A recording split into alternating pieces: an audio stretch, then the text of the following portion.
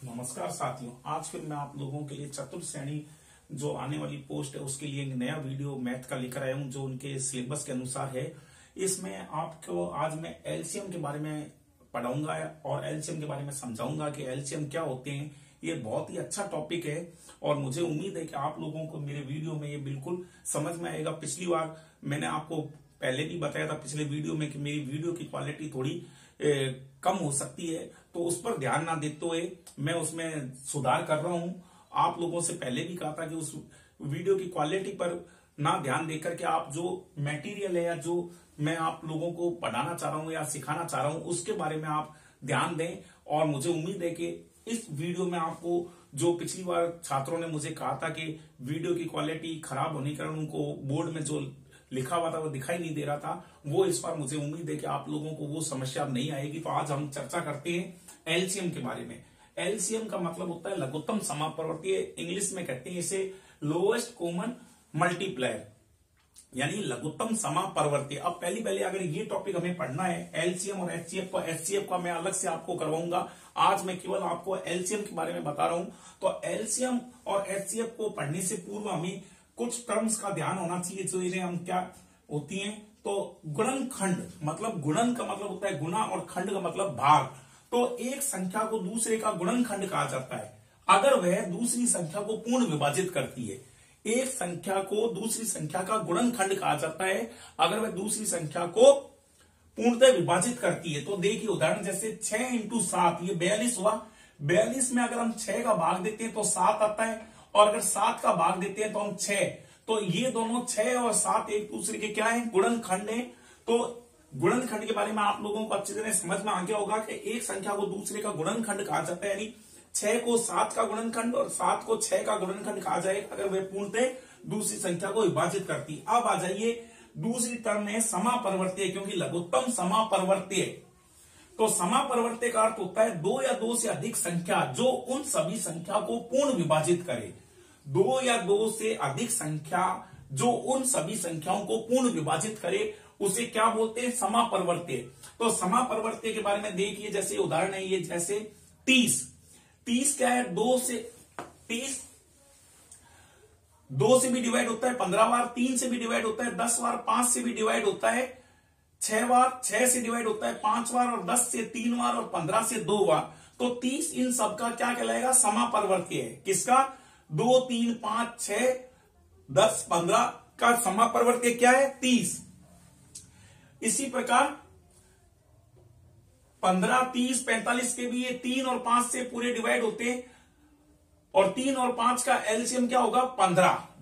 ये चीज आप लोगों को समझ में आ गई होगी कि समापवर्तीय क्या होता है कि दो या दो से अधिक संख्या जो उन सभी संख्याओं को पूर्ण विभाजित करे। जैसे 30 है तो 30 को 2, 3, 5, 6, 10 ये सब डिवाइड हो रहे हैं पूर्णतः 30 कर रहे हैं 30 को, तो इसलिए ये क्या कहलाएगा, 30 समापवर्तीय। अब लघुत्तम समापवर्तीय निकालने की दो विधियां होती हैं जिनके बारे में मैं विस्तार से आप लोगों को बता रहा हूं। मुझे उम्मीद है कि ये जो मैं मेथड बता रहा हूं विधि, उससे आपको एलसीएम निकालने में कोई परेशानी नहीं आएगी और बहुत ही आसान तरीके से आप एलसीएम निकालना सीख जाएंगे। तो एलसीएम की प्रथम विधि है, इसमें क्या करते हैं कि जैसे उदाहरण लेते हैं हम 8, 12, 15, 21 का एलसीएम। इसमें प्रथम विधि में क्या किया जाता है कि उनके गुणनखंड कर लें, फिर जो गुणनखंडों की महत्तम घात यानी मैक्सिमम, महत्तम का अर्थ होता है मैक्सिमम पावर होती है, उनका गुणनफल क्या कहलाएगा, प्रथम विधि में लघुत्तम समापवर्तीय निकालने की विधि है। जैसे अब उदाहरण देखिए 8, 12, 15, 21 है तो 8 के गुणनखंड क्या होते हैं, 2 इंटू 2 इंटू 2, यानी कि ऐसे भी हम निकाल सकते हैं और इसको ऐसे निकाल सकते हैं, यानी 8 का 2 में डिवाइड करा तो 4 आया, 4 में 2 का डिवाइड करा तो 2 आया, 2 से 2 में भाग दिया तो 1। तो 2 की पावर कितनी हो गई 8 में, 3।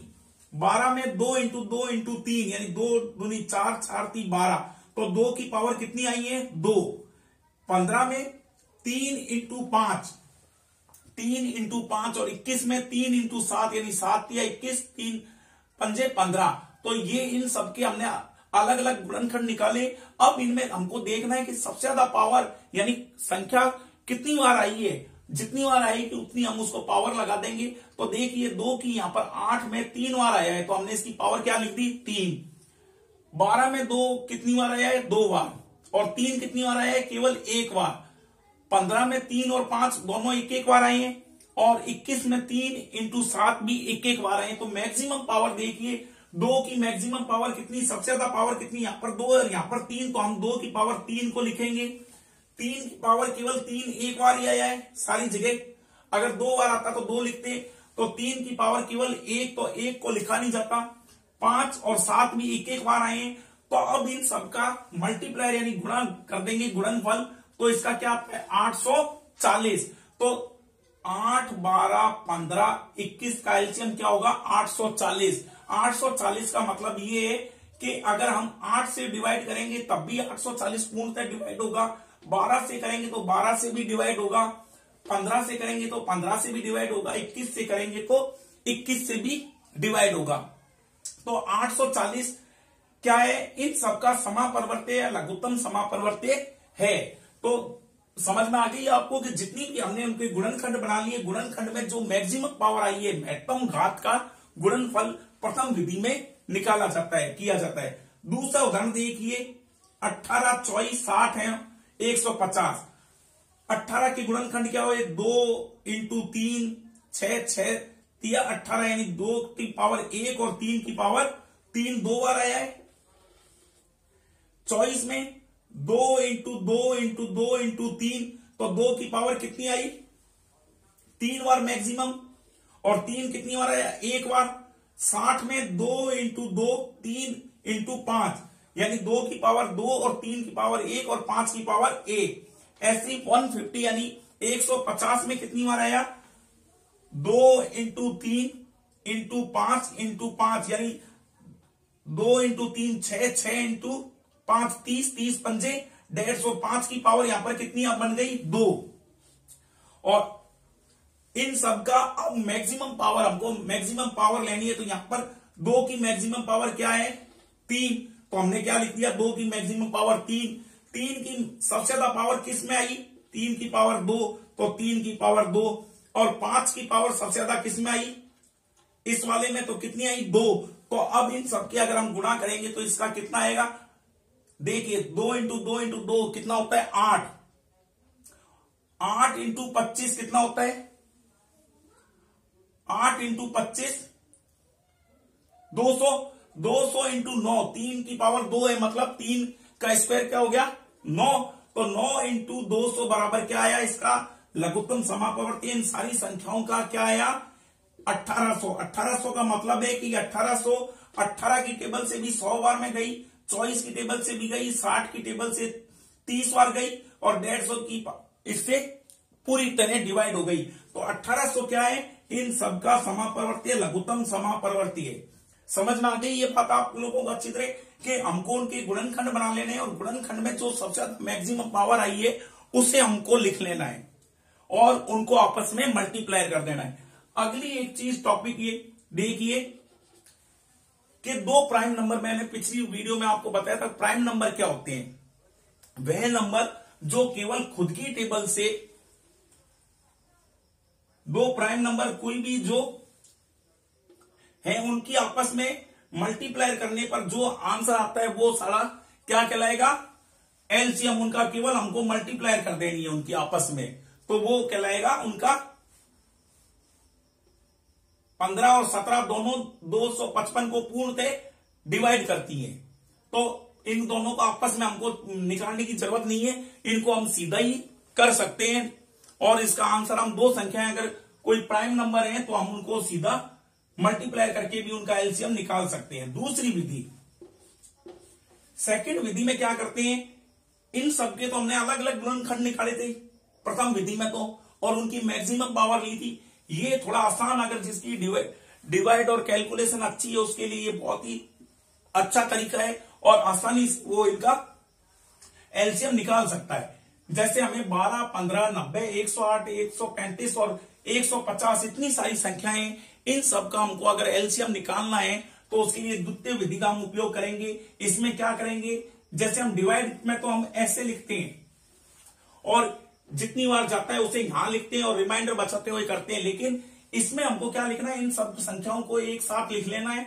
उनके हर संख्या के बीच अलग दूसरी संख्या आती है, उससे पहले कोमा लगा करके हमको कोमा लिखते हुए आगे जितनी संख्या है उनको लिख सकते हैं। अब देखिए 12, 15, 90, 108, 135 और 150, तो 2 से ये सबसे पहले हमें प्राइम नंबरों से डिवाइड करनी है।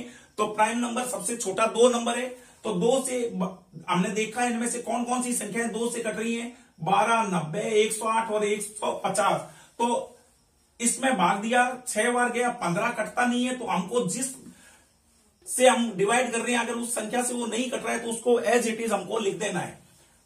45 2 से 90 2 से 45 बार में कटता है, 108 54 बार, 135 कटता नहीं है तो हमने 135 को 135 उतार लिया और 150 जाता है 75 बार। फिर हमें आगे मेथड लेना है, 2 से देखिए कौन कौन सी संख्याएं कट रही हैं। 6 कट रहा है, 3 आ गया, 15 को 15 लिख दिया, 45 नहीं कटता, 45 को 54 कटता है 2 से तो 27 बार लिख दिया, 135 नहीं कटता तो 135 और 75 भी नहीं कटता तो 75 का 75।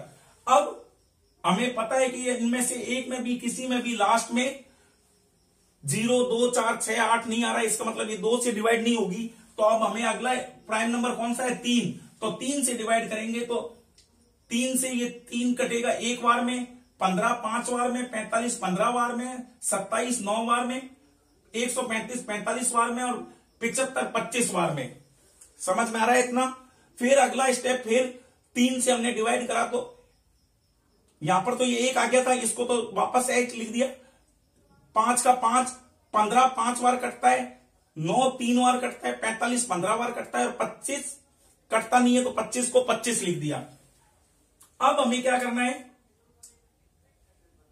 ये सारा लिख दिया। अब 5 से देखिए, 5 से ये 1 का 1 उतार दिया, ये 1 बार गया, ये 1 बार गया, ये 1 बार गया, ये 1 बार गया और 25 5 बार गया 5 की टेबल से। अब लास्ट में हमको जब तक 1 1 1 नहीं आ जाए इन बड़ी संख्याओं में, और या फिर अगर कोई छोटी डिवाइडेशन है तो लास्ट की जितनी अगर वो प्राइम नंबर है तो उनको आपस में हम मल्टीप्लाई करके भी आंसर निकाल सकते हैं। तो अब हमारा आंसर क्या आ जाएगा, इन सबको हमको एक साथ लिख देना है।